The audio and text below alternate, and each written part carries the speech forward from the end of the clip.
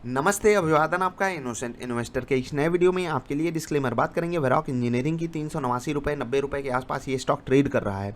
एक दिन पहले 440 के आसपास ट्रेड कर रहा था। इवन हाई भी इसका 445 रुपये के आसपास था। रिजल्ट आया और रिजल्ट अच्छा नहीं लगा बाजार को। क्यों नहीं अच्छा लगा मैं आपको समझा देता हूं। देखिए, ये कंपनी लगातार नुकसान आपके सामने रख रही है, लेकिन कंपनी है बड़ी कमाल की। कंपनी का जो बिजनेस मॉडल है वो भी कमाल का है। आपको पता है ऑटो एंसिलरीज में कितना बड़ा नाम है ये कंपनी। ठीक, अब इनकी तरफ से क्या दिक्कत आई मैं समझाऊंगा, लेकिन उससे पहले आपको बताना चाहूंगा 144 करोड़ का नुकसान यहां पर कंपनी ने दिखाया इस क्वार्टर में। जस्ट पिछले क्वार्टर में 136 करोड़ का नुकसान था। पिछले साल के इस क्वार्टर में 137 करोड़ का नुकसान था। अब अगर आप नॉर्मल बेसिस पे देखोगे तो लगेगा कंपनी नुकसान में है, तो ऐसा कौन सा मतलब यहां पर एक्सेप्शनल चीज़ हो गई कि स्टॉक टूट गया, क्योंकि सब जानते हैं कंपनी लॉस में है, लॉस ही पेश कर रही है। थोड़ी सी इनके जो खर्चे हैं वो मतलब अभी ज़्यादा हैं। ठीक है, आने वाले समय में कंपनी उसको हैंडल करेगी, ये कंपनी का मैनेजमेंट खुद बोला है। ठीक, अब आपको ये बात मैं समझाना चाहता हूँ। यहाँ पर जो एक्सेप्शनल चीज़ हुई थी 107 करोड़ की, उसको अगर हम हटा दें तो यहाँ पर लॉस काफ़ी कम था और फिर वहाँ से लॉस अचानक से बढ़ गया। अब ये लॉस अचानक से क्यों बढ़ा? सबसे पहला कारण यहाँ पर था खर्चे का।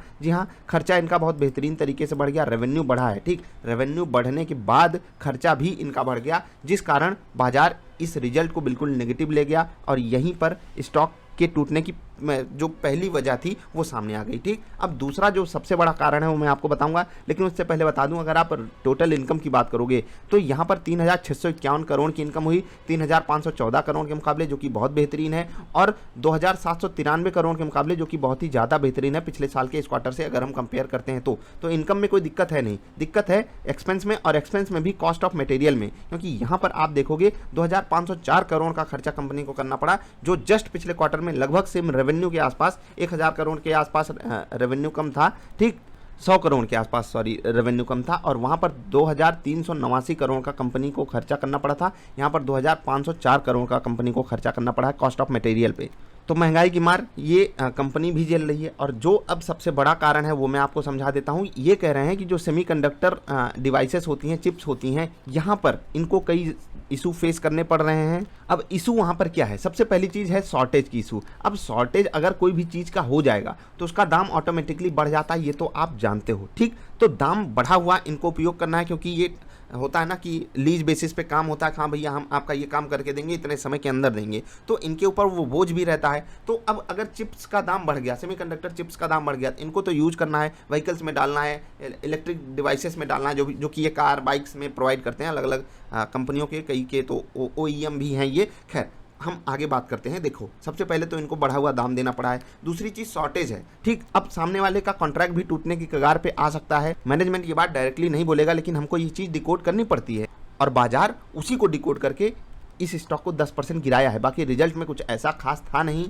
जिस कारण ये स्टॉक 10% टूट जाता। ठीक, समझ गए आप? वैसे भी ये स्टॉक जब से लॉन्च हुआ है तब से मतलब क्या क्या नहीं इसने दिखा दिया। 1000 के ऊपर का प्राइस लॉन्चिंग के समय था, और उसके बाद 100 रुपये 120 रुपये के आसपास आपको ये रेट दिखाया था। कब?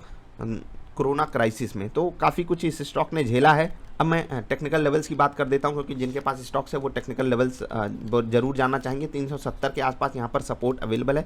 टू बी प्रिसाइज 376, 372 से 376 के बीच में एक सपोर्ट अवेलेबल है। अगर आपको ऐड करना है वहाँ पर कर लीजिएगा, या फिर 340 से 350 के बीच में ऐड करोगे, वो टेक्निकल बेसिस पे सही एडिशन होगा। बाकी जिनके पास डबल आई फार्मूला है वो उसका भी यूज कर सकते हैं।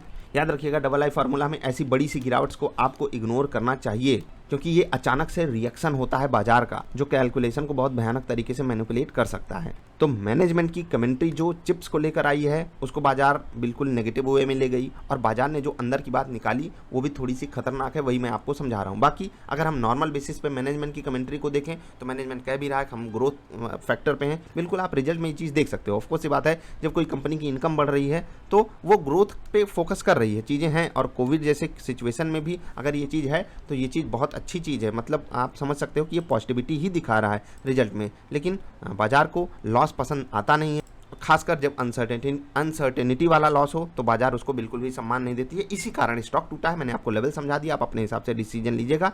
अपने पोर्टफोलियो को डाइवर्सिफाई करके रखिए, जिससे कि आपको एक स्टॉक में इतनी बड़ी कोई गिरावट आ जाए, कोई दिक्कत ना दे पाए। समझ गए? मिलेंगे फिर से। वीडियो पसंद आए लाइक कर देना। नमस्कार।